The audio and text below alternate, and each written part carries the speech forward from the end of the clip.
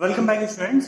हम next topic करते हैं अपना measuring the rate of motion. कि मोशन तो हो रहा है ना, लेकिन हमें ये पता करना चाहिए कि हमारे जो आपके सपोज कीजिए फादर ड्राइवर है ना, कार ड्राइवर है, तो वो तेज कर रहे हैं या हल्के कर रहे हैं, और कितना तेज और हल्के तो आपको दिख जाएगा कि आपको बाहर वाली चीजें जल्दी पीछे जाती हुई दिखेंगी, तो इसका मतलब तेज चल रहे हैं ना, धीरे धीरे चल रही हैं पीछे जा रही हैं, तो इसका मतलब आप जो है कंफर्टेबल स्पीड में है, ठीक ठाक स्पीड में है ना। बट आप सपोज कीजिए आपको मेजर करना है, आपको बताना है किसी थर्ड पर्सन को, आप ट्रेवल करके आए है ना, कहीं से घूम कर आए, और फिर आपको अब बताना है कि अपने किसी रिलेटिव को कि पापा ने इतनी धीरे चलाई, या पापा ने बहुत तेज चलाई, या पापा ने बहुत अच्छी कंफर्टेबल स्पीड से चलाई है ना। तो आप अगर कहोगे कि बहुत तेज चलाई, तो दूसरा पूछेगा भाई कितनी तेज चलाई, कुछ मेजरमेंट है कि नहीं है ना। तो इसलिए नापने के लिए हमारे जरूरत पड़ती है। आप कहोगे पापा ने धीरे चलाई, तो कितने धीरे चलाई, बिल्कुल ही रोक दी थी क्या, है ना, ऐसे पूछेंगे कोई क्वेश्चन। तो आपको दूसरे को बताने के लिए क्या चाहिए, कुछ ना कुछ मेजरमेंट चाहिए, कुछ नाप तोल करना चाहिए, है ना। तो वो नाप तोल क्या होता है, इसमें मोशन में होता है। हम जो उसको मेजर करे जाती है अपने मोशन को, वो क्या मेजर करते हैं स्पीड से, है ना। स्पीड कैसे डिफाइन होता है, distance travel by the object in unit time, है ना। जैसे आपका डिस्टेंस ट्रेवल करा और यूनिट टाइम में आपने कितना डिस्टेंस ट्रेवल करा। यूनिट टाइम मतलब आपका यूनिट टाइम 1 सेकंड भी हो सकता है, आपका यूनिट टाइम आवर भी हो सकता है, 1 घंटे में कितना किलोमीटर तय करी, है ना। तो आपको ये जो मेजर है, ये आपको बताना दूसरे को पड़ता है कि पापा ने इतनी तेज चलाई कि 1 सेकंड में हमने 5 किलोमीटर पार कर लिया। इतना तो नहीं होता खैर तो मतलब ये है कि आपका आप बताओगे कि सपोज कीजिए नॉर्मली कितना होता है, 60 किलोमीटर पर आवर चलते, तो पापा ने 1 घंटे में 60 किलोमीटर पार कर दिया, है ना। मतलब 60 किलोमीटर यहाँ से सपोज कीजिए हरिद्वार 60 किलोमीटर है ना। तो पापा ने 1 घंटे में यहाँ से हरिद्वार पहुंचा दिया। या तो आप ये कहोगे, है ना, तो वो दूसरा समझ जाएगा। दूसरा कैसे समझेगा, दूसरा ऐसे ही समझेगा, वो कहेगा यहाँ से डिस्टेंस आपका 60 किलोमीटर है हरिद्वार का, और 1 घंटे में पापा ने इसके गाड़ी लगा दी, तो इसके पापा ने कितनी स्पीड से चलाई होगी, 60 किलोमीटर पर आवर, है ना, 60 किलोमीटर पर आवर से गाड़ी चलाई होगी। तो ये तो चीज समझ में आती है ना। दूसरा इससे समझ जाएगा, स्पीड का अंदाजा लगा लेगा कि इतनी तेज स्पीड चलाई थी, और फिर कहेगा भाई साहब इतनी तेज मत चलाया करो, आप बच्चे के साथ हो, है ना। ठीक है, आप भी समझाना अपने पापा को कि तेज नहीं चलानी चाहिए, तो आप मेजर कर लेना। आजकल तो वैसे जो स्पीडोमीटर आते हैं वो बताते रहते हैं कि कंफर्टेबल स्पीड आपकी 60 किलोमीटर पर आवर, तो साइन बोर्ड भी लगे रहते हैं कि इस रोड पे आपका मैक्सिमम स्पीड 40 या मैक्सिमम 50 आपका जो है होनी चाहिए। तो अपने पापा को रोकिएगा कि फिर देखिए पापा साइन बोर्ड पे लिखा था 50 किलोमीटर पर आवर से ज्यादा नहीं होनी चाहिए। तो आप अपने जो स्पीडोमीटर पे दिखा रहा है गाड़ी सिग्नल, उस पे देखते रहिएगा बीच बीच में, और 50 किलोमीटर की लिमिट है 50 किलोमीटर पर आवर की, तो उससे एक्सीड नहीं कीजिएगा, है ना बेटा। ये बात समझ में आ गई, जहाँ की जो लिमिट है वहां पे वो एक्सीड नहीं करना चाहिए, to avoid any untoward incident या एक्सीडेंट अवॉइड करने के लिए। ठीक है बेटा, ओके, ऑल द बेस्ट। पापा को बढ़ाने मत देना स्पीड। नेक्स्ट हमारे टॉपिक पे आते हैं। तो ये आपका स्पीड मेजर करने का था, कि आपका डिस्टेंस पर यूनिट टाइम, है ना, ये आपकी कहलाती है स्पीड।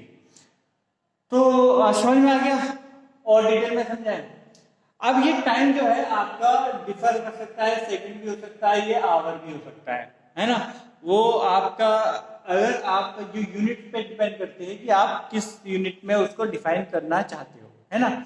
जैसे मीटर पर सेकंड में कर रहे हो तो डिस्टेंस आपका मीटर में लिया जाएगा और टाइम सेकंड में लिया जाएगा, है ना। सेंटीमीटर पर सेकंड में अगर आप डिफाइन कर रहे हो तो डिस्टेंस आपका सेंटीमीटर में लिया जाएगा, टाइम आपका सेकंड में लिया जाएगा। ठीक है, किलोमीटर पर आवर में डिफाइन कर रहे हो तो डिस्टेंस आपका किलोमीटर में डिफाइन किया जाएगा, और टाइम आवर्स में डिफाइन किया जाएगा। ठीक है, तो आपका ये लेकिन एसआई यूनिट आपकी मीटर पर सेकंड होती है। ये पर सेकंड डिनोमीटर में है, इसलिए -1 मीटर सेकंड की पावर -1 शो कर देते हैं, है ना। ये बात समझ में आ गई आपको। ये एसआई यूनिट होती है, स्टैंडर्ड जो यूनिट आपका नापते हैं, जो आपका ज़्यादातर कम्युनिकेशन में यूज होती है, और आप जो गवर्नमेंट का कम्युनिकेशन करते हो वो आपका हमेशा जो है एसआई यूनिट में ही कम्युनिकेशन होता है। नेक्स्ट आपका देखें, it is a scalar quantity. ये आपकी जो है स्केलर क्वांटिटी होती है। स्केलर का मतलब इसका मैग्नीट्यूड, वो सिर्फ मैग्नीट्यूड होता है, डायरेक्शन नहीं होती है ना। आपको ये नहीं बताना कि आप नॉर्थ की तरफ गए या साउथ की तरफ गए, आपको ये नहीं बताना। आपको दूसरे को सिर्फ आपको स्पीड से ही का मतलब होता है ना, कि कितनी स्पीड से चले। आप डायरेक्शन कोई सी भी हो, चाहे हरिद्वार जा रहे हो या कानपुर जा रहे हो या आपका इलाहाबाद जा रहे हो या जो है झांसी जा रहे हो या बम्बई जा रहे हो, कहीं भी जा रहे हो, आपको सिर्फ उसके मैग्नीट्यूड से मतलब है, कितनी गाड़ी तेज चलाई, किधर को चलाई, उससे कोई मतलब नहीं। तो इसको कहते हैं स्केलर क्वांटिटी, जिसमें सिर्फ और सिर्फ डायरेक्शन से मतलब होता है आपको, और आपने डायरेक्शन से मतलब नहीं होता है, मैग्नीट्यूड से मतलब होता है ना। मैग्नीट्यूड कितना तेज और कितना कम है ना। ये अब सपोज कीजिए आपका ऑब्जेक्ट ज्यादातर जो है कम बढ़ती स्पीड होती रहती है। जब आप ट्रैवल करते हो तो आपकी यूनिफॉर्म स्पीड मोशन में तो बहुत दिक्कत, यूनिफॉर्म मोशन तो सपोज कीजिए आइडियली दुनिया में बहुत ही कम होते ही नहीं है। आई थिंक इवन अर्थ का रिवॉल्यूशन देखोगे पीरियड, वो भी 365 डेज से अपना वेरी थोड़ा बहुत 1 सेकंड में करता रहता है ना। तो ये तो वेरिएशन यूनिफॉर्म मोशन तो एग्जाम्पल आपका आइडियली बहुत ही कम मिलते हैं ना। तो इसलिए मानते हैं कि यूनिफॉर्म मोशन में तो ये सब थ्योरेटिकल कंसेप्ट है यूनिफॉर्म मोशन का, है ना। प्रैक्टिकली अगर आप देखोगे कुछ ना कुछ वेरिएशन आपको जरूर मिलता है। तो अब नॉन यूनिफॉर्म मोशन में आप कैसे स्पीड को डिफाइन करोगे, क्योंकि इस 5 सेकंड में तो आपका वो ज्यादा चल गया, तो इसमें स्पीड अलग आई, है ना। सपोज कीजिए आपका नॉन यूनिफॉर्म मोशन था, तो आपने ये ट्रैवल करा, ब्लू से कर लेता हूं, ब्लू से थोड़ा सा डिफर हो जाएगा। ये तो रब कर दूंगा, ये तो समझ में आ गया, है ना। अब हम देखते हैं, जैसे आपका ट्रैवल कर रहे हो, है ना, आपने मेजर करना शुरू करा, यहाँ से मेजर करना शुरू करा, है ना। और ओवर में ले लेते हैं, क्योंकि किलोमीटर पर ओवर में बात करना थोड़ा सा जल्दी आसानी से रहेगी, है ना। 1 घंटे में आप चले 10 किलोमीटर, ठीक है। तो इस ड्यूरेशन में स्पीड कितनी आई आपकी, डिस्टेंस ट्रेवल अपॉन टाइम, तो 10/1 = 10 किलोमीटर पर आवर, ये स्पीड आ गई आपकी, है ना। नेक्स्ट 1 घंटे में ये चला आपका 15 किलोमीटर। अब अगले 1 घंटे में ये चल गया 15 किलोमीटर। तो इस ड्यूरेशन में स्पीड कितनी आएगी आपकी, 15/1 आवर, क्योंकि टाइम तो 1 आवर ही था, टाइम ओवर 1 आवर था। तो इस ड्यूरेशन में आपकी स्पीड आ गई बेटा 15 किलोमीटर पर आवर, ये आ गई, है ना। तो अब आप कौन सी स्पीड बताओगे दूसरे को, कि पापा ने 10 किलोमीटर पर आवर इस घंटे में चलाई थी और अगले 1 घंटे में 15 किलोमीटर पर आवर चलाई थी। वो कहेगा भैया इतना हिसाब किताब मुझे नहीं आता, मुझे तो बस एक स्पीड बता दे, तो लगभग कितनी तेज चलाई थी, है ना। आप जैसे आप फॉर एग्जाम्पल आप बताओगे यहाँ तक, वो यहाँ से बिजनौर से चला और शक्ति तक जो है उसने पापा ने इतनी स्पीड से चलाई, और शक्ति से मंडावर तक इतनी चलाई, मंडावर से जो है पुल तक इतनी चलाई, और पुल के बाद सड़क खाली थी तो पापा ने तेज करके जो वो होते हैं ढाबे पड़ते हैं चिड़ियापुर तक इतनी चलाई, और चिड़ियापुर के बाद हरिद्वार तक इतनी चलाई। तो वो कहेगा भैया इतना हिसाब किताब मेरे को नहीं पता, ज्यादातर पब्लिक का दिमाग बहुत कम ही होता है ना। तो वो कहेगा भैया मुझे तो नटशेल में बता दे कितनी लगभग एवरेज कितनी स्पीड से चलाए। तो उस केस में जहां आपको अलग अलग नॉन यूनिफॉर्म मोशन आ रहा है और आपको बताने में दिक्कत आ रही है, तो उसमें आप नटशेल में बताओगे कि अंदाजे से कि आपका जो है पापा ने इतनी स्पीड से चलाई, है ना। वो कैसे निकलता है, उसको कहते हैं एवरेज स्पीड। और एवरेज स्पीड कैसे निकलता है कि आप टोटल डिस्टेंस को टोटल टाइम से ट्रेवल कर दो। अब आपको बिजनौर से हरिद्वार की अगर 60 किलोमीटर है तो 60 किलोमीटर से, और आपके पापा ने उसे एक 2 घंटे में सपोज कीजिए गाड़ी लगाई, तो 60 किलोमीटर अपॉन 2 आवर, तो ये कितना हुआ 30 किलोमीटर पर आवर की एवरेज स्पीड से आपकी गाड़ी चली। 30 किलोमीटर पर आवर की स्पीड से आपकी गाड़ी चली, है ना। तो अब आप उसको अलग अलग नहीं बताओगे कि यहाँ से यहाँ तक इतनी स्पीड से चली थी, यहाँ से यहाँ तक इतनी स्पीड से चली थी। अब आप नट शेल में एक जवाब दोगे कि मेरे पापा ने उसको गाड़ी को 30 average speed 30 kilometre per hour थी, ठीक है। तो इससे उसको पता चल जाएगा कि एवरेज स्पीड से कभी कम बढ़ती, कभी 40 कर दी होगी, कभी 20 हो गई होगी, तो अंदाजा वो उसके दिमाग में खुद कैलकुलेशन फिर बैठ जाती है ना। तो आपको ज्यादा हेडेक देने की जरूरत नहीं, ना खुद लेने की जरूरत, ना उसको लेने की जरूरत। एवरेज स्पीड में बात होती है अगर आपका नॉन यूनिफॉर्म मोशन होता है। ये बात समझ में आ गई। तो एवरेज स्पीड कैसे निकलती, total distance upon total time travel, है ना।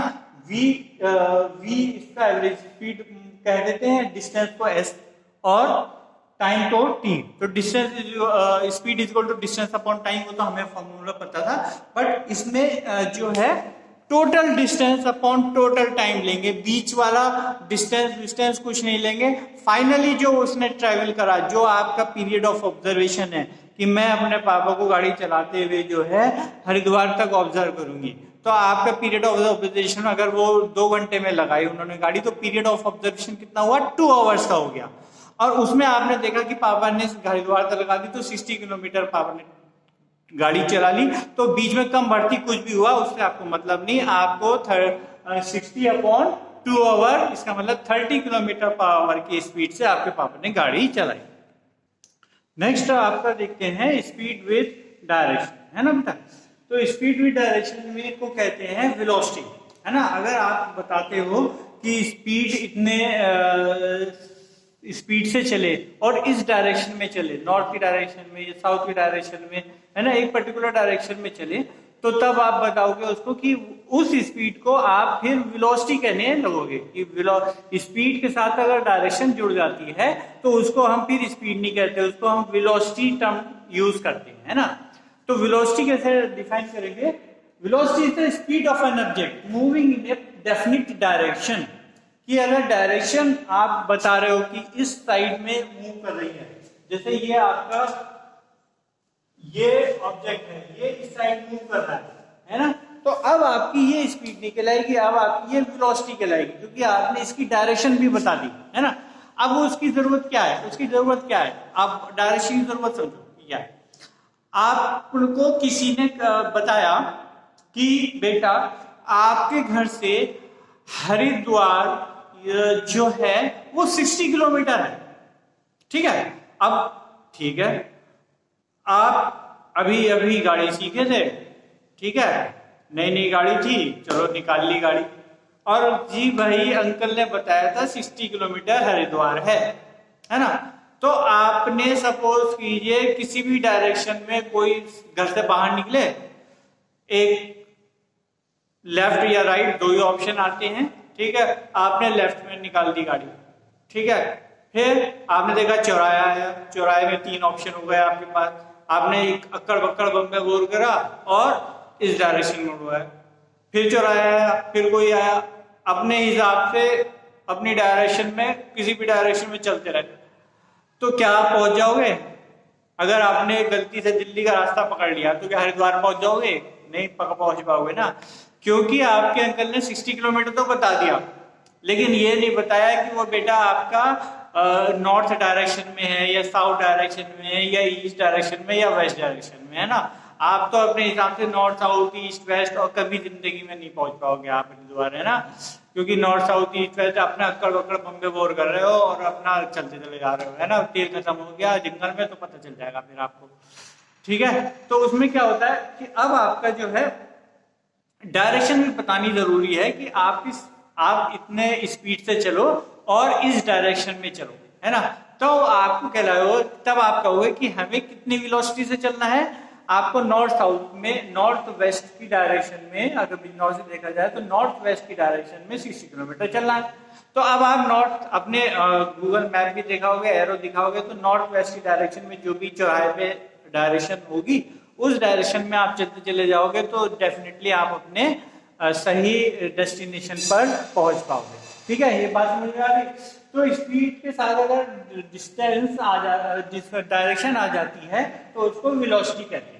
अब वो भी यूनिफॉर्म और नॉन यूनिफॉर्म, जैसे स्पीड यूनिफॉर्म और नॉन यूनिफॉर्म होती है, वो भी आपकी जो है यूनिफॉर्म और वेलोसिटी भी नॉन यूनिफॉर्म और यूनिफॉर्म होती है ना।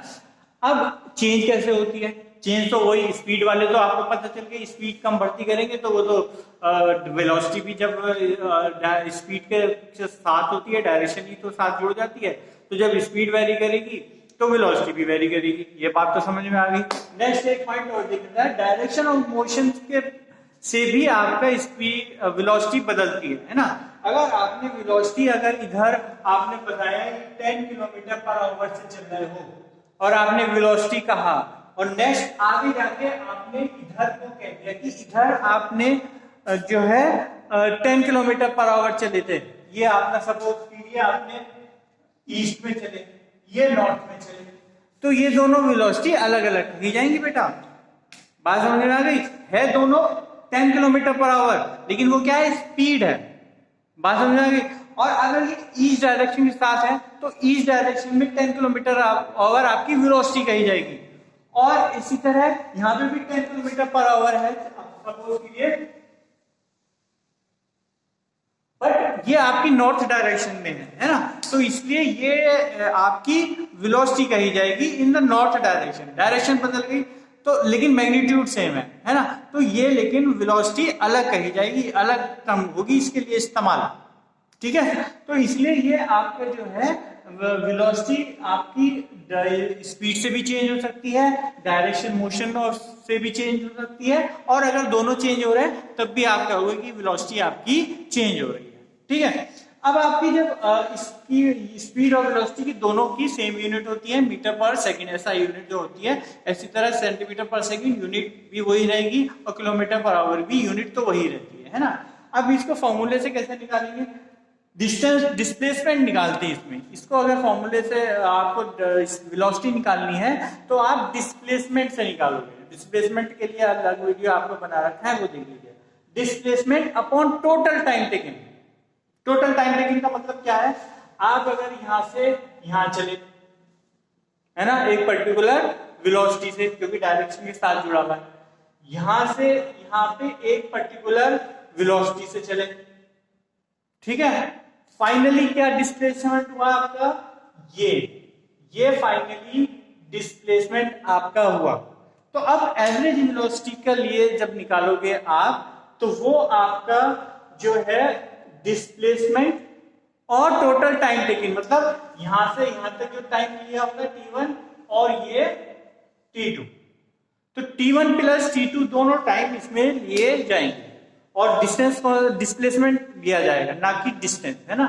जो शॉर्टेस्ट वाला पार्ट है वो वाला डिस्प्लेसमेंट लिया जाता है इसमें वेलोसिटी कैलकुलेट करने।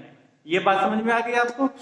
और न्यूमेरिकल समझ में आ जाएगी एक दो, क्योंकि ये पॉइंट कंफ्यूजन दे रखा है। ये फॉर्मूला आपके एनसीईआरटी बुक में डायरेक्ट नहीं दे रखा है, ये न्यूमेरिकल में सॉल्व करने के बाद के बीच में दे रखा है ना। तो बच्चे जब भी वेलोसिटी निकालते हैं तो जो फॉर्मूला दे रखा है initial velocity plus final velocity upon 2, ये वाला यूज करने लगते हैं और उनका आंसर गलत हो जाता है। इसमें बच्चों की कोई गलती नहीं है, ये कहीं ना कहीं एनसीईआरटी ने लूप होल छोड़ा है, तो आप इसको ध्यान रखिएगा। ये अब आपका कवर हो गया है ना। आप वेलोसिटी निकालोगे तो डिस्प्लेसमेंट अपॉन टाइम, और अगर एवरेज वेलोसिटी निकालोगे तो initial velocity plus final velocity upon 2, क्योंकि जब आपका वेलोसिटी है तो यूनिफॉर्म रेट चेंज हो रहा हो, ये फॉर्मूला भी तब लगेगा जब आपका वेलोसिटी यूनिफॉर्म रेट से चेंज हो रहा हो, है ना।